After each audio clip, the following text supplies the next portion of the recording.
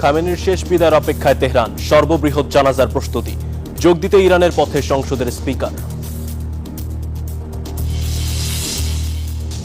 Europe পেরিয়ে যুক্তরাষ্ট্রের তাপপ্রবাহের তাণ্ডব, হিট ডোমে 20 কোটি মানুষ, কার্বন নির্গমন কমানোর তাগিদ।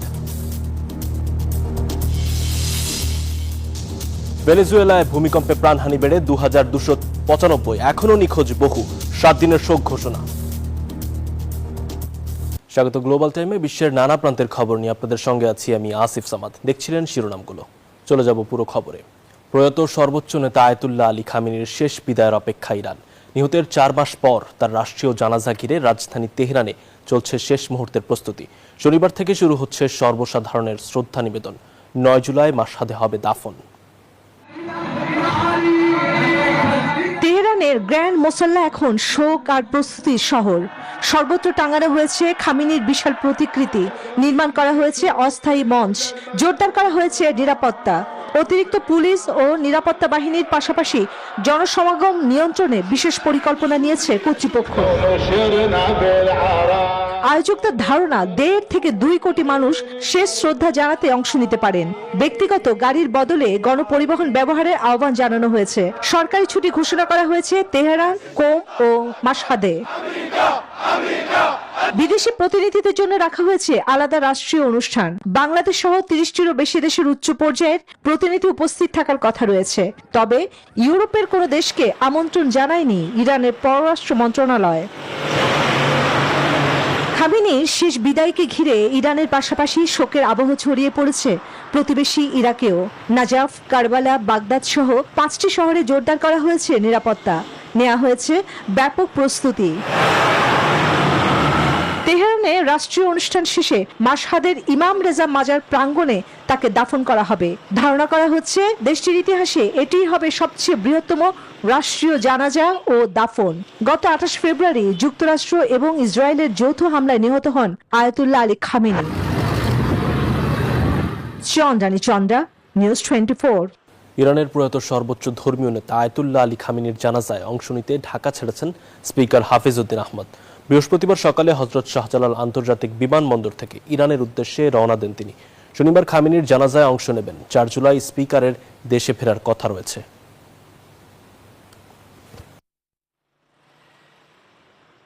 কাতারের মধ্যস্থতায় দোহায় যুক্তরাষ্ট্র ও ইরানের পরোক্ষ কারিগরি আলোচনা শেষ হয়েছে।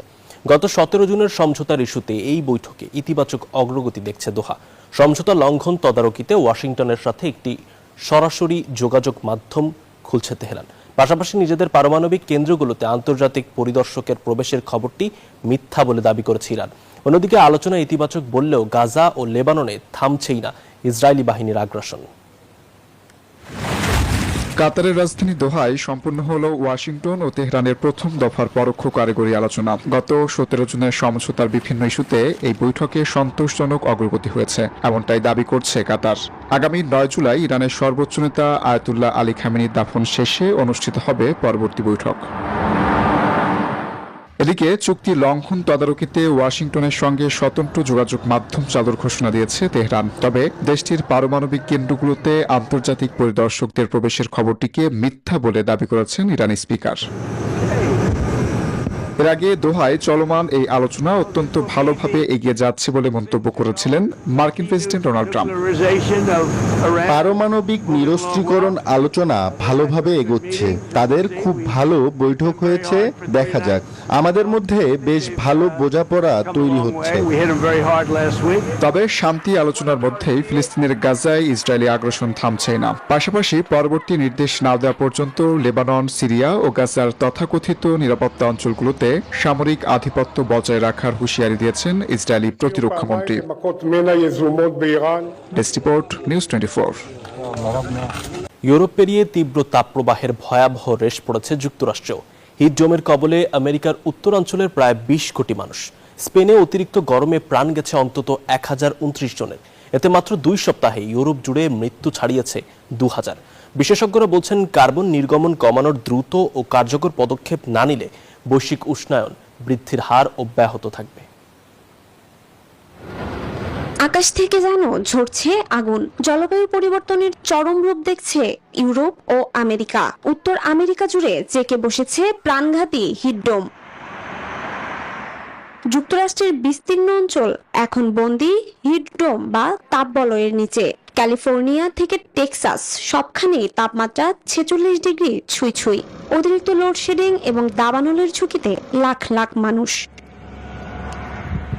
অন্যদিকে ইউরোপের দেশগুলোতে তাপমাত্রা রেকর্ড ছাড়িয়েছে। সবচেয়ে ভয়াবহ পরিস্থিতি স্পেনে।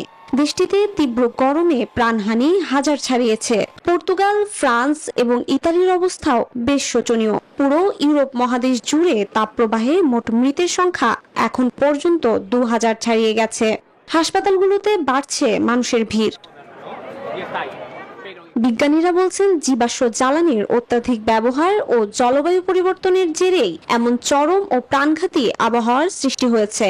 সতর্ক করেছেন কার্বন নির্গমন কমানোর দ্রুত ও কার্যকর পদক্ষেপ না নিলে তাপমাত্রা বৃদ্ধি ও জলবায়ু পরিবর্তনের বিপর্যয়ের শিকার হবে গোটা বিশ্ব। জ্যোতি রয়, নিউজ 24। রাজপথে থামছেই না ককরোচ জনতা পার্টির আন্দোলন। ভারতের শিক্ষামন্ত্রীর পদত্যাগের দাবিতে অনড় ককরোচ জনতা পার্টি। তীব্র দাবদাহে অনশন চালিয়ে যাচ্ছেন লাদাখের জলবায়ু কর্মী সোনম ওয়াংচুক। তেলাপোকা আন্দোলনের সংহতি জানাচ্ছেন একের পর এক বিরোধী শিবিরের নেতারাও। 40 ডিগ্রি সেলসিয়াসের তীব্র গরম উপেক্ষা করে প্রায় 2 সপ্তাহ ধরে দিল্লির যন্তর মন্তরে অবস্থান করছেন শত শত শিক্ষার্থী, তরুণ, পেশাজীবী ও আন্দোলনকারী। পুলিশি ব্যারিকেড আর কড়া নিরাপত্তার মধ্যেও চলছে স্লোগান, প্রতিবাদ। এই তরুণদের একটাই দাবি, শিক্ষামন্ত্রী ধর্মেন্দ্র প্রধানের পদত্যাগ। নিট ভর্তি পরীক্ষা পরবর্তীতে পুনরায় হলেও রাজপথ ছাড়েননি তারা। আন্দোলনে নতুন গতি এনেছেন পরিবেশবাদী ও শিক্ষাবিদ সোনম ওয়াংচুক। শিক্ষার্থীদের দাবির প্রতি সংহতি জানিয়ে তিনি অনশন চালিয়ে যাচ্ছেন। সমর্থকরা বলছেন ওয়াংচুকের স্বাস্থ্য নিয়ে উদ্বেগ বাড়লেও তিনি আন্দোলন চালিয়ে যাওয়ার ঘোষণা দিয়েছেন। আন্দোলন ঘিরে রাজনৈতিক উত্তাপও বাড়ছে। তৃণমূল কংগ্রেসের সাগরিকা ঘোষ, আম আদমি পার্টির অরবিন্দ কেজরিওয়াল, সমাজবাদী পার্টির অখিলেশ যাদব, সিপিআই এবং সিপিএম সহ কয়েকটি বিরোধী দল আন্দোলনের প্রতি সমর্থন জানিয়েছে। তবে বিজেপি সিজিপিকে নতুন ভাইরাস এবং তেলাপোকার মতো দল বলে কটাক্ষ করেছে। চন্দ্রানী চন্দ্রা, নিউজ 24। পশ্চিমবঙ্গ বিধানসভায় পাশ হলো বিতর্কিত অ্যান্টি গুন্ডা বিল। মুখ্যমন্ত্রী শুভেন্দু অধিকারীর বিজেপি সরকারের আনা এই আইনে সন্দেহভাজন যে কাউকে বিনা বিচারে 1 বছর পর্যন্ত আটকে রাখতে পারবে প্রশাসন। এছাড়া সহিংসতায় সরকারি সম্পত্তি নষ্ট হলে উস্কানিদাতা ও পরিকল্পনাকারীদের সম্পত্তি বাজেয়াপ্ত করে ক্ষতিপূরণ আদায়ের বিধানও রাখা হয়েছে। তবে বিরোধীদের অভিযোগ, গুন্ডা দমনের আড়ালে মূলত রাজনৈতিক বিরোধী ও আন্দোলনকারীদের কণ্ঠরোধ করতেই এই কঠোর আইন করেছে সরকার।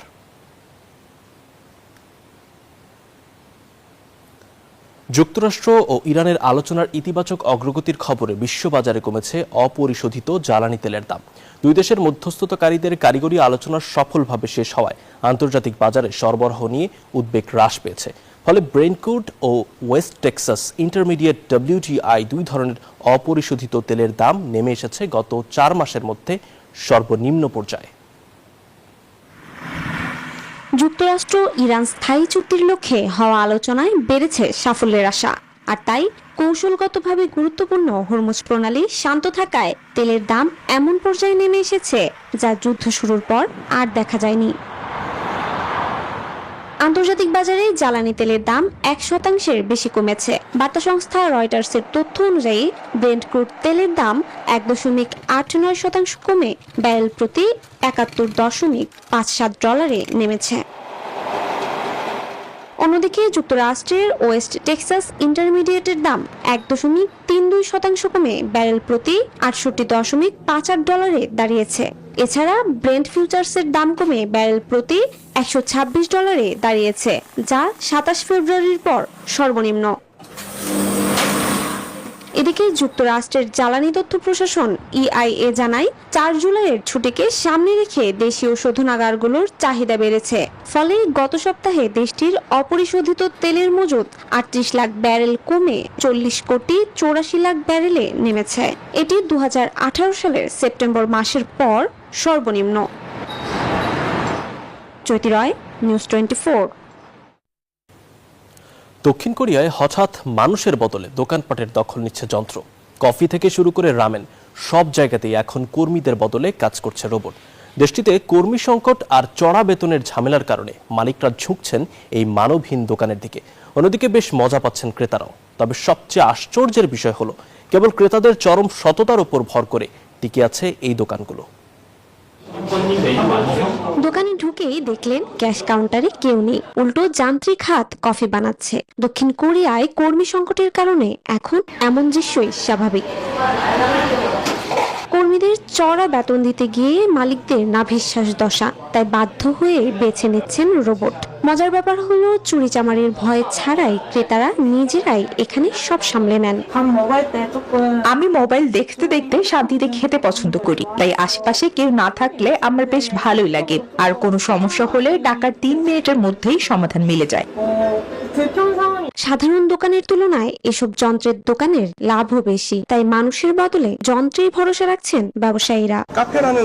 ক্যাফে ব্যবসায় কর্মীদের এত বেশি বেতন দেওয়ার কোনো সামর্থ্যই নেই। বেশি বেতন দিলে মালিকের লাভের মুখ দেখাই অসম্ভব হয়ে যায়, তাই মানবহীন দোকানের সিদ্ধান্তটাই সেরা। ভবিষ্যতে হয়তো কৃত্রিম বুদ্ধিমত্তা নিজে আস্ত দোকান চালাবে। আগামীতে মানুষের জায়গা পুরোপুরি চলে যাচ্ছে যন্ত্রের দখলেই। Desk report, news 24। এই ছিল গ্লোবাল টাইমে। সঙ্গে থাকার জন্য ধন্যবাদ।